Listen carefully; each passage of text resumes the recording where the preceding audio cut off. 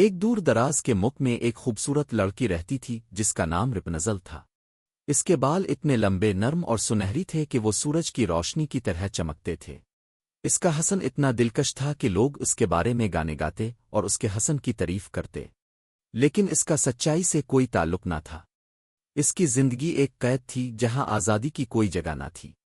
رپنزل ایک بلند و بالا مینار میں قید تھی۔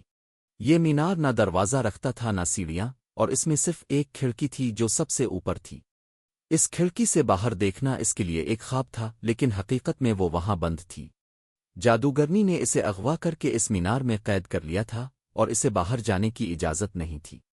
جادوگرنی کا دل اتنا سنگدل تھا کہ وہ رپنزل کو ہمیشہ کے لیے وہاں رکھنے کی خواہش مند تھی تاکہ وہ اس کی محبت اور مدد سے بے نیاز ہو سکے۔ رپنزل کی والدین بہت پریشان تھے۔ ان کے دل میں اپنی بیٹی کے لیے بے پناہ محبت تھی، لیکن وہ کچھ بھی نہ کر سکے۔ جادوگرنی نے ان کی آنکھوں کے سامنے اپنی بیٹی کو اغوا کر لیا تھا اور وہ بے بس تھے۔ وہ ہر روز اپنے خوابوں میں اپنی بیٹی کو دیکھتے تھے، لیکن اس کے قریب جانے کا کوئی طریقہ نہیں تھا۔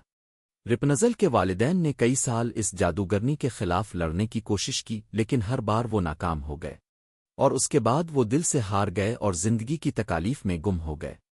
رپنزل کا دل بھی تڑپ رہا تھا۔ اس کے دل میں دنیا کی محبت اور آزادی کی خواہش تھی۔ وہ ہمیشہ باہر کے جہان کی تصاویر اپنے دل میں بناتی اور کبھی کبھی مینار کی کھڑکی سے نیچے جھانکتی، لیکن وہاں اس کا دل خوش نہیں ہوتا تھا۔ اس کی زندگی صرف جادوگرنی کی قید میں تھی، جو روزانہ اس سے ملنے آتی اور اس سے اپنی بدصورت محبت کا اظہار کرتی۔ ایک دن جب رپنزل اپنے خیالوں میں گم تھی اور گانا گاتی تھی، ایک آواز آئی۔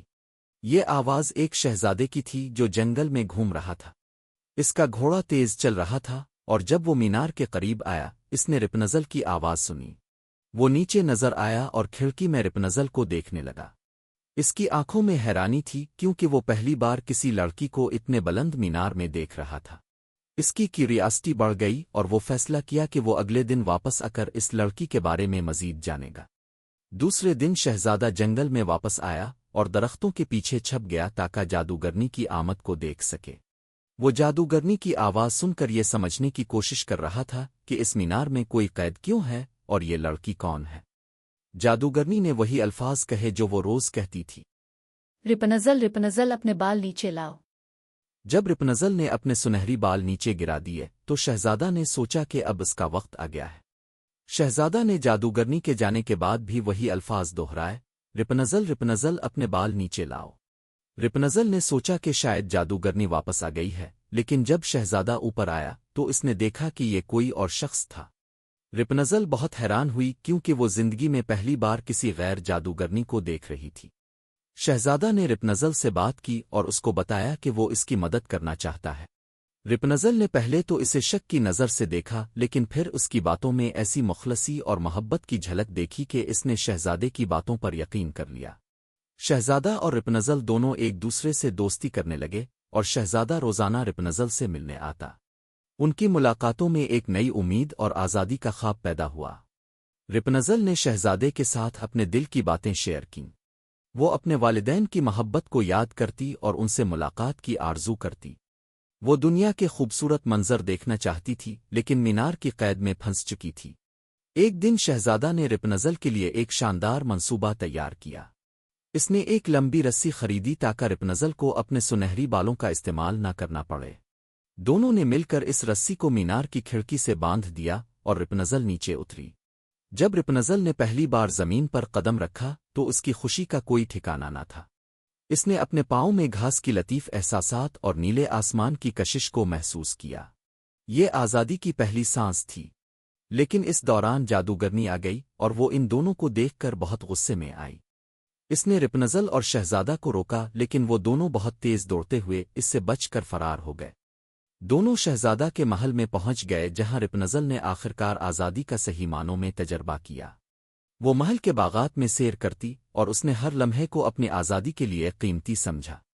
چند دنوں بعد رپنزل اور شہزادہ کی شادی ہوئی۔ پورے ملک میں خوشیاں منائی گئیں اور ہر کسی نے اس کہانی کو سنا۔ رپنزل اب آزاد تھی اور وہ ہمیشہ کے لیے خوش تھی۔ وہ اپنے والدین کو یاد کرتی اور ہر دن اپنی زندگی میں ایک نیا مقصد تلاش کرتی۔ وہ نہ صرف آزادی کی طرف دوڑتی تھی بلکہ اس دنیا کے نئے رنگوں کو بھی اپنی آنکھوں سے دیکھتی تھی۔ ایک دور دراز ملک میں ایک نوجوان لڑکی رہتی تھی جس کا نام رپنزل تھا۔ اس کے بلند و بالا قلعے میں رہنے کی وجہ سے اور اس کے سنہری بالوں کی وجہ سے وہ پورے بادشاہی میں مشہور تھی۔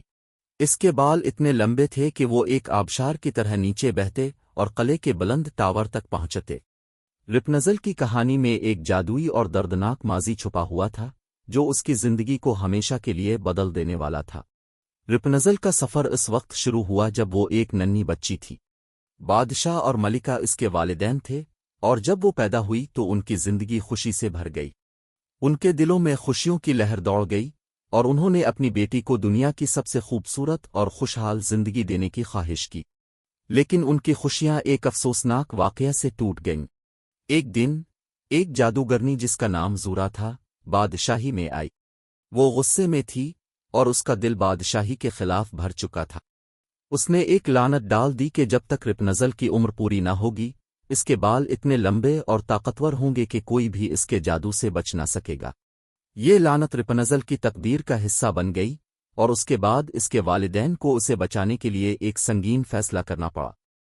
رپنزل کو بچانے کے لیے بادشاہ اور ملکہ نے فیصلہ کیا کہ وہ اسے ایک پوشیدہ قلعے میں چھپائیں گے۔ یہ قلعہ اتنا بلند تھا کہ وہ آسمان کو چھوتا تھا اور اس میں کوئی دروازہ یا سیڑھیاں نہیں تھیں۔ اس قلعے میں داخل ہونے کا واحد طریقہ ایک چھوٹی سی کھڑکی تھی جو صرف اوپر والے حصے میں تھی۔ رپنزل کا بچپن اس قلعے میں گزارا جہاں وہ اپنے وقت کا بیشتر حصہ کتابیں پڑھنے، پینٹنگ کرنے اور گانے گانے میں گزارتا۔ اس کے پاس درختوں، پرندوں، خرگوشوں اور دیگر جنگلی جانوروں کے علاوہ کوئی اور رفیق نہ تھا۔ اس کے ساتھ ان جانوروں کی محبت تھی جنہیں وہ اپنے دوستوں کی طرح سمجھتی تھی۔ ایک شہزادہ جو بہت دلیر اور مہربان تھا نے رپنزل کے بارے میں سنا۔ اس نے اپنی دنیا میں ایک سنہری بالوں والی لڑکی کے بارے میں افواہیں سنی تھیں جو ایک قلعے میں بند تھی۔ شہزادہ کو یہ کہانیاں بہت پسند آئیں اور وہ اس لڑکی کو ڈھونڈنے کی قسم کھا کر نکل پڑا۔ ایک دن جب شہزادہ اپنے سفید گھوڑے پر جنگل میں سفر کر رہا تھا اس نے ایک خوبصورت آواز سنی جو دور سے آ رہی تھی۔ یہ آواز رپنزل کی تھی جو کھڑکی سے گانا گا رہی تھی۔ شہزادہ اس آواز کی پیروی کرتے ہوئے قلعے تک پہنچا اور وہاں اس نے پہلی بار رپنزل کو دیکھا۔ اس کے بال لمبے اور سنہری تھے اور اس کا چہرہ ہر چیز سے زیادہ خوبصورت تھا۔ رپنزل نے شہزادے کو پہلی بار دیکھا اور وہ حیران رہ گئی۔ شہزادہ اس کے حسن اور آواز سے بہت متاثر ہوا۔ اس نے اوپر پکارا، رپنزل رپنزل اپنے بال نیچے پھینکو۔ رپنزل نے اپنی کھڑکی سے باہر جھک کر اپنے لمبے سنہری بال نیچے پھینکے تاکہ شہزادہ ان پر چڑھ سکے۔ شہزادہ جو رپنزل کی آواز سے محظوظ تھا ان بالوں کو پکڑ کر اوپر چڑھ آیا۔ اس کے چڑھنے کے بعد رپنزل اور شہزادے کا تعارف ہوا۔ وہ دونوں ایک دوسرے کو پہلے دن میں جاننے لگے اور ان کی دوستی گہری ہو گئی۔ جیسے جیسے دن گزرتے گئے شہزادہ ہر دن رپنزل سے ملنے آتا۔ دونوں کے درمیان محبت پروان چڑھنے لگی۔ وہ ایک دوسرے کو اپنی زندگی کی کہانیاں سناتے، ہنستے اور خوش رہتے۔ رپنزل کی آواز شہزادے کے دل کو چھو رہی تھی اور شہزادہ اس کی زندگی کا حصہ بن گیا۔ لیکن اس دوران جادوگرنی زورا کو ان ملاقاتوں کا علم ہو گیا۔ وہ بہت غصے میں آئی اور اس نے اپنی طاقت کو بڑھانے کے لیے ایک زہر آلود منصوبہ تیار کیا۔ اس کا مقصد رپنزل کو ہمیشہ کے لیے شہزادے سے جدا کرنا تھا۔ ایک دن جب شہزادہ قلعے تک پہنچا اور رپنزل سے ملنے کے لیے پکارا، جادوگرنی نے ایک چال چل دی۔ اس نے رپنزل کے بالوں کو کاٹ دیا تاکہ ان کے جادوی اثرات ختم ہو جائیں۔ اس کے بعد جادوگرنی نے شہزادے کو قلعے سے نکال دیا اور رپنزل کو وہاں اکیلا چھوڑ دیا۔ رپنزل کے بال کاٹنے کے بعد اس کی طاقت ختم ہو گئی۔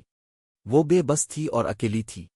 جادوگرنی نے اسے قلعے سے باہر نکال دیا اور اسے جنگل میں پھینک دیا۔ رپنزل کا دل ٹوٹ گیا تھا۔ اس کی آنکھوں سے گرتے ہوئے آنسو جو اب سونے کے قطرے بن چکے تھی اس کی گمشدہ محبت کی علامت تھے۔ شہزادہ جس نے رپنزل کو چھوڑتے وقت اس کا دل ٹوٹا دیکھا تھا اس کے بغیر زندگی گزارنا مشکل تھا۔ وہ رپنزل کی تلاش میں ملک کے کونے کونے میں سیر کرتا رہا، کبھی نہ ہمت ہارے۔ چند سال گزر گئے اور رپنزل نے اپنی زندگی میں نئے تجربات حاصل کیے۔ وہ اب جنگل میں آزاد تھی مگر اس کے دل میں ایک خلا تھا۔ وہ شہزادے کو ڈھونڈنے اور اپنی محبت کو دوبارہ پانے کی آرزو کرتی تھی۔ ایک دن جب رپنزل جنگل میں چل رہی تھی اس کی ملاقات شہزادے سے ہوئی۔ وہ فوراً اپنے دل کی آواز پہچان گئی۔ شہزادہ اس کے قریب آیا اور اس کی آنکھوں میں محبت کی چمک دیکھی۔ دونوں نے ایک دوسرے کے بازوؤں میں دوڑ کر آ کر خود کو گلے لگایا۔ رپنزل اور شہزادے کی محبت ایک مرتبہ پھر جیتی اور اس کے بعد انہوں نے ہمیشہ کے لیے ایک دوسرے کا ساتھ دینے کا عہد کیا۔ رپنزل اور شہزادہ خوشی خوشی اپنی زندگی گزارنے لگے۔ انہوں نے سب مشکلات کا مقابلہ کیا اور ان کی محبت ہر رکاوٹ کو پار کر کے کامیاب ہوئی۔ ان کی کہانی آج بھی نسلوں تک سنائی جاتی ہے۔